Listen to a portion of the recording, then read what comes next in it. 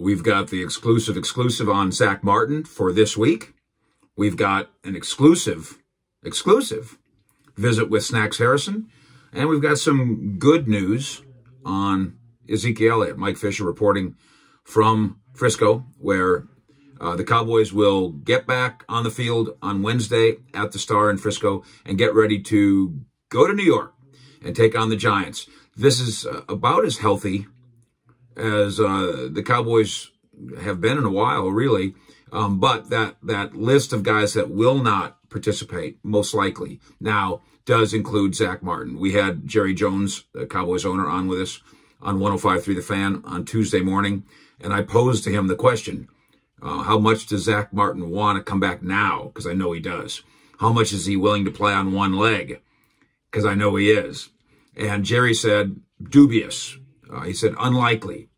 But he did not deny that I was on the right track by saying Zack Martin's trying to come back. He's working to come back. And he could be a really dangerous weapon for us in the playoffs. So let's keep an eye on Zack Martin for this week, but let's not count on anything from Zack Martin for this week. To the issue of Snacks Harrison. And this is somebody that I talked to all last summer, of course, as he and his beautiful family living in DFW, right down the street is how we like to say it, from the Star. Almost true. He wanted very badly to sign with the Cowboys. This is one of the best run stoppers of his generation.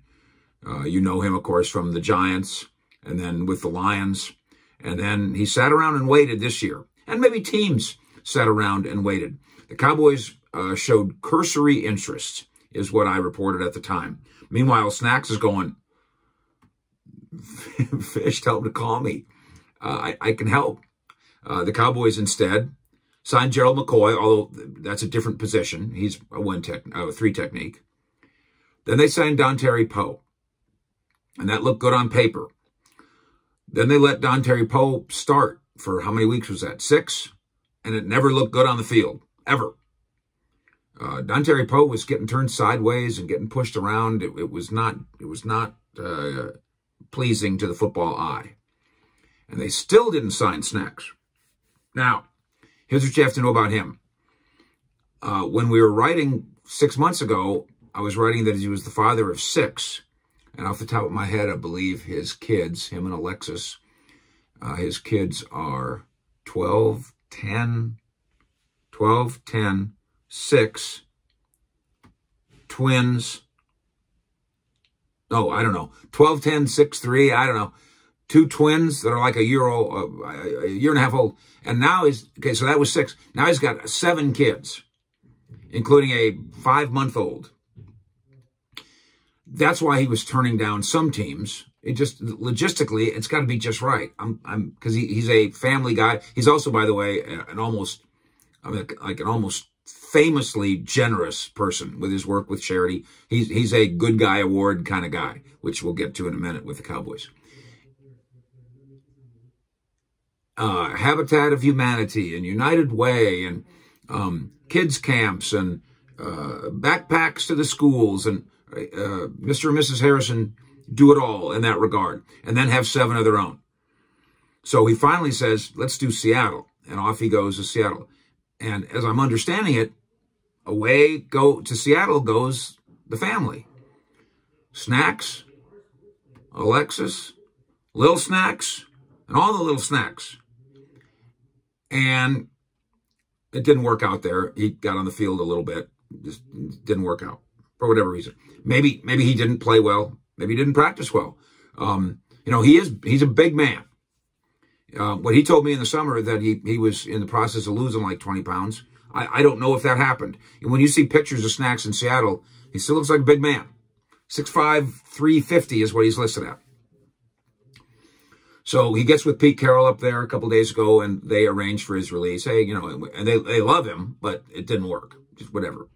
So now I'm talking to Snacks on, this is late Monday night, and he's like, it's got to be just right. There's the logistics. And then he let me figure that out for myself. The logistics. Okay, first of all, there's one more game in the season, so to go play for a non-playoff team, that doesn't make any sense. You might as well do it with a playoff team, obviously. It's not about money. The deal he signed up there was a veteran's minimum, was $1 million, so it's not that. Is it about want to? It might be a little bit about want to. He's 32. I mean, he doesn't need to do this anymore if it's not just right. But here's the logistics. 7 kids, new job, find a place to live, COVID tests for a family of 9, move them all, including 4 babies, a 3-year-old, 2 1.5-year-olds, and a 5-year-old. I count a 3-year-old as a baby. 7 kids, 4 babies, and he goes, now, we're communicating, he goes, I could leave, and then what? Then what? Have Alexis stay here in Seattle by herself with 7 kids? He's like, he's clearly a good daddy and a good husband, because that doesn't seem fair. And he likes to say Alexis is a superhero of a parent. But that might be asking too much of the superhero Alexis for me to go, I'm going to Miami. See ya. Have fun in Seattle, where you've only been here since October 7th. So October, November, you've been here. Enjoy Seattle. You've been here for 10 weeks. I'll see ya. That clearly is not his style. So he doesn't want to do that, just leave. The logistics of it make it difficult to pick up a family of 9 with all those babies and say, let's go to Miami. It would not necessarily be difficult to say, let's go to Dallas, since that's where he lives. I do not get the impression that the Cowboys are very attracted to this idea, and they must view him as being, now it's, the weight's not right, or the age isn't right or something, because it's not money. It's not character. It's not anything on his football resume. He's been outstanding, obviously, in his career. Undrafted. And what's he got now? A 9-year career in the NFL. But here's what else it can't be. They finally cut Dontari Poe. Joe McCoy, of course, got hurt at camp. Now Antoine Woods, the human log, who is a try-hard guy, no doubt about that, now he's hurt. So he's unavailable for the Giants and beyond. So now it's, and Tristan Hill is hurt, of course, for the year, as you know. So now it's Neville Gallimore, the rookie, and, a couple of guys. And Tyrone Crawford, who, again, is a 3-technique / defensive end, not somebody that you're asking to stuff the run. So I don't get why the Cowboys aren't a little more interested. I do get why Snacks Harrison is saying, I'm only interested if. And I cannot predict a marriage here, I'm afraid to say. Too bad, because we'd like to have old Snacks Harrison around. And then finally, news tonight. And I remind you, thank you for subscribing. I appreciate it. And I remind you, at 4:30 tomorrow morning, I'm hosting on 105.3 The Fan again. Today on The Fan, on Tuesday on The Fan, we arranged for our guests to be Jerry Jones and Rick Carlisle. And it was just magnificent, talking Cowboys and Mavericks. On Wednesday on 105.3 The Fan, we've arranged for our guests to be Michael Irvin, Hall of Famer, and Troy Aikman, Hall of Famer. The best morning sports show in America just got better and just got bigger, and I'm really happy to be a little part of it. So tune in tomorrow to 105.3 The Fan on Wednesday for all of that. You can use the radio.com app, by the way, and go catch up with our visits with Carlisle and with Jerry. And then take note of this as we look forward to what's coming up here. I'll get to the studio at whatever, 4:30 in the morning like I did today. And I'll tell you about Randy Gregory. And I'll tell you why Jerry Jones is a little bent out of shape about a certain issue with Randy Gregory, who can bend himself like Gumby, like they like to say around here.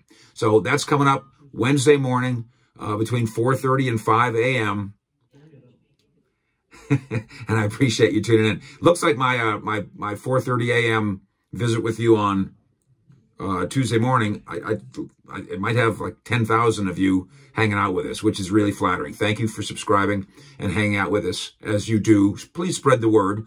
Let's build this thing together. Oh, and one more thing. Zeke Elliott wins the local football writers award, the Good Guy Award, for cooperation with the media, standing there and taking the tough questions, always being available, trying to manage a smile on his face once in a while. And congratulations to Zeke Elliott, who is also the Cowboys nominee from a couple weeks ago for the NFL Sportsmanship Award. And I must say, first of all, there's no argument about it.